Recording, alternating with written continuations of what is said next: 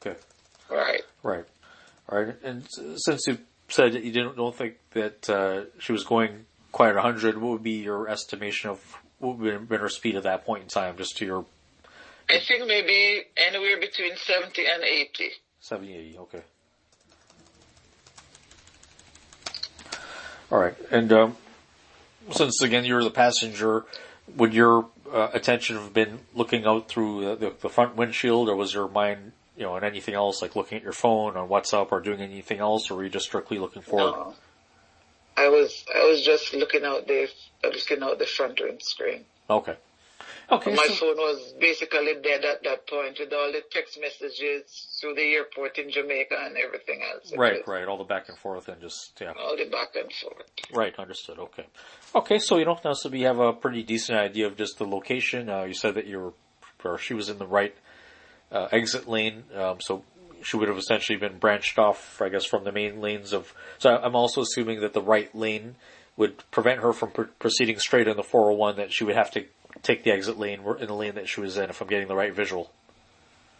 Pardon, can you repeat, please? Sure. So based on the fact that you said that there's 2 exit lanes and she was in the right lane, that she had no choice but to exit onto West End. So there's no way that she could have stayed in that lane and continued on the 401. She had to actually exit. No, right.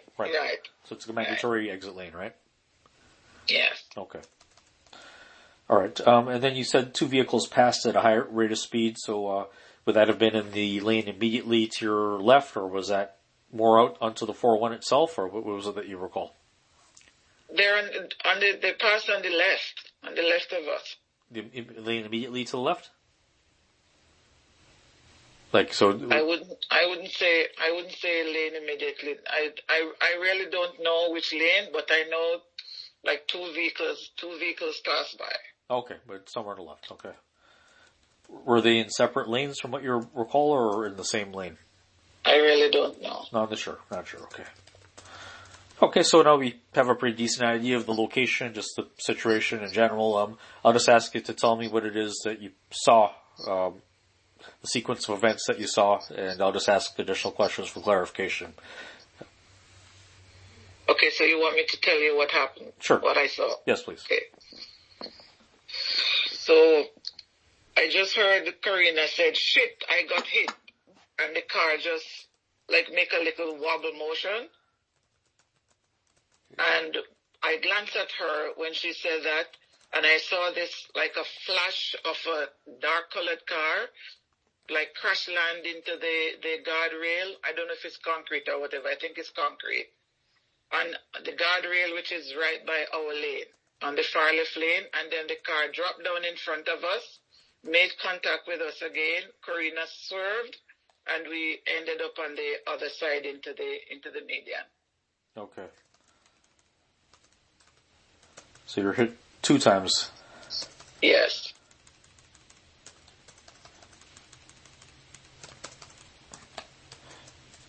Okay, so just to break that down, when she made that initial comment that you got hit, and then there was a wobble, was that on the driver's side of the vehicle that this happened? It's on the driver's side of the vehicle, the rear back. Rear back, okay. Yes. Okay, so apart her from saying that I got hit, I'm assuming that you felt that hit at the same time she made that comment. Yes, as soon as she said that. Yeah. Okay. It was like a little bang sound, and she said, "Shit, I got hit." Okay, and I just glanced at her, and I saw this thing flash by the window, crash land into the guardrail, ripping off the guardrail, drop down in the lane in front of us, made contact with us again, and she just swerved, and we ended up on the other side. Okay, so the guardrail that you're talking about, where the after the vehicle hit you and then hit the guardrail, is this the guardrail that would be on the far right side? On the far right side. Okay, so basically it would have been on the right shoulder to where your vehicle was, on the far right side. Yes. Okay, and when it hit you and it hit the guardrail, did the vehicle pass in front of you to get to the guardrail on the right side, or did they pass behind you?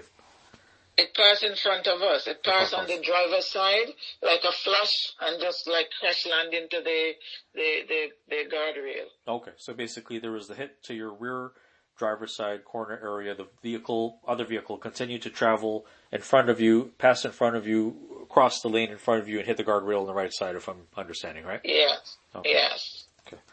And I'm just assuming, as you say, it's a flash, so this all kind of happened in a sort of a split second. Speed. Yeah, it's fast. It was like and before I know it, we were banging to the other side of it. Okay. The second impact that happened to your vehicle, what part of your vehicle was that? I think it's the front of the vehicle. Okay. And was it like directly in front of the vehicle, or was it like more to one side or the other side? It would be more to one side because she actually maybe I don't really know because the vehicle dropped down in the lane in front of us, made impact with us again, and it was still like dilly-dally, and she swerved away from him. Okay. All right. And as far as Ms. Mira's reaction, so you're hit, she's reacting to that. After the first hit, was she hitting her brakes or doing anything, I guess, in that moment, when all this is happening? I know she had, what I know, she had both hands on the wheel. Okay. Okay. Was she also braking, I guess, reactively after she was hit the first time? I think, I really don't know because she was the one driving. Right. Yeah, sure. Okay. Yeah. Okay, but from what I'm understanding, the time between the first impact and the second impact, it was very close together. It's just a few seconds. Right, okay. When the other vehicle hit the second time, do you remember what part of the other vehicle was the point? Like, did the other vehicle spin out, in other words, and hit you? Were they facing the wrong way, or were they still facing eastbound, or? Well, I know the other vehicle continued. The other vehicle crossed back over the lane and continued going down the road. Okay. When they went down the road, did they go off of the Weston Road exit, or were they just continuing on to the 401? When after we knocked into the concrete barrier on the right side, a flatbed truck came by with a gentleman. And the gentleman came out, assisted us out our car through the window. Oh, okay. And then he said if we needed help. And he said, where is the other vehicle that hit you guys? We said, we don't know. And he said, there's a vehicle in front of his truck, which was maybe 50 or 60 meters down the road. Okay. Was that on the actual 401 or on the exit ramp area? It's on the actual 401. Okay. So basically, after the other vehicle had the second impact with you, they basically they continue on to the 401, some distance off, 50, 60 meters away, but you didn't see it till after the flatbed driver told you that there was this vehicle ahead of him.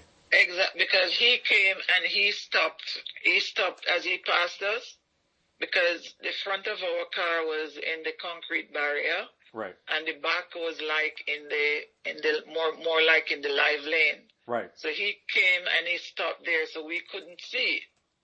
Right. Okay. So after he helped us out and we ran away a little bit to safety, he and Karina was so distressed, but I was feeling pain. But courtesy, they say when you have an accident, you need to check on the other person. Right. Right. So he and I approached the vehicle. He got there first. And he looked inside and he said, there's nobody in there. I don't think you should go. It's not safe.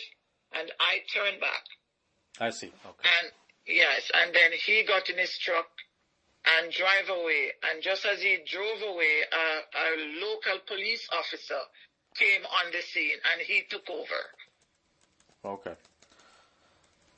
Okay. So, and although you didn't necessarily see this vehicle until like sometime into the aftermath, when the vehicle basically took off down the 401, you did see the vehicle going in that direction.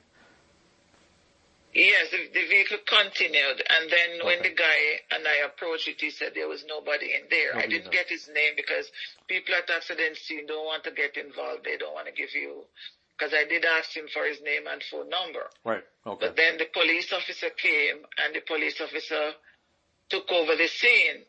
And I found my phone then, and he said to me, you cannot be walking up and down on the highway. You're having chest pain. You should just sit here until the ambulance came. So I